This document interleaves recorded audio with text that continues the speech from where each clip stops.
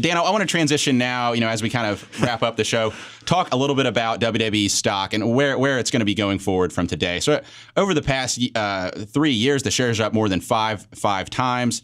It's $900 million in total revenue, up 60% in the last 5 years. But if you look at their valuation metrics, they're trading at 80 times trailing earnings. What's kind of the future for this company? They're in the small wrestling niche, but they're deepening this relationship for Fox. How should investors think about this and where this company fits in? So I think the valuation's a little high right now. I think it is priced in all the best things that are going to happen, which is the 5 years of the U.S. contract, the upside in some of the global contracts that are coming up. I think there are two things that could offset that. The commitment to women maybe creates a generation of younger girl fans that grow up as fans. And I do think we don't have a character, as we talked about earlier, that's breaking through to mainstream that's a full-time wrestler.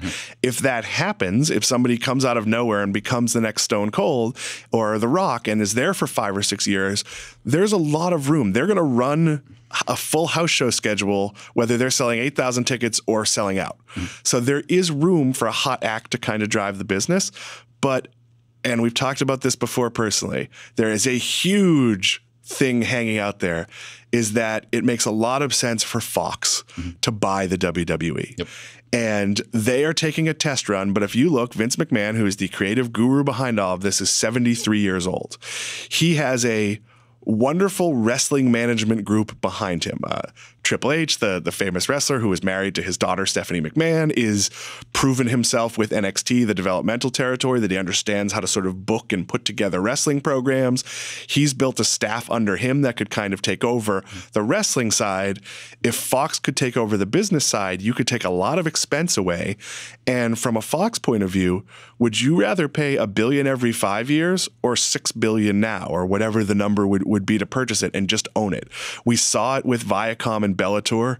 These, call it second-tier sports leagues that are somewhat affordable, should be purchased. You should just control your costs going forward and own it.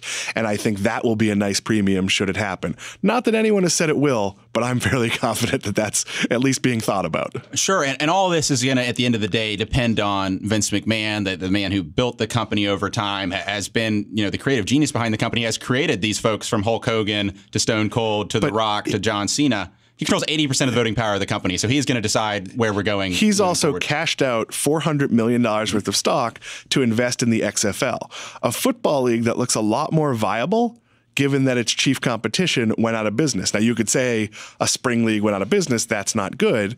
But that spring league demonstrated that there was an audience. It sort of set more of an ability to charge for television rights. And if Vince McMahon is saying, I'm willing to put $500 million in, we don't know exactly what the losses were for the AAF, but we know they weren't $500 million or even $250 in the first year. So he's set up to maybe transition himself into a new business, and it might make sense to have Fox in that role. Right. It's to be determined how robust that move into the XFL will be. Just for context, Vince McMahon still owns over $2 billion in stock. But as you mentioned, when you have, the visionary leader of the company for its entire history, selling off shares of his stock, aging, as well as maybe having his attention distracted with other projects, does raise a little bit of a, smell. I'm not telling him you use the word aging in association. Yeah, Vince McMahon is 73 years old. He could probably still beat me up. Without question. All right, Dan, last thing I wanted to kind of talk about, we've seen over the past several years, and I think WWE you can lump into that, sports rights really move up over time. And I think WWE's been riding that wave with this most recent sports deal. WWE as an investment, do you have to believe that the broader arena of sports rights are going to continue moving up over time? So NFL, NBA, MLB, or do you think, the WWE can be successful in moving up its media rights without separate and apart from the rest of the sports? So it's funny. Chris Hill and I talked about this on Market Foolery yesterday.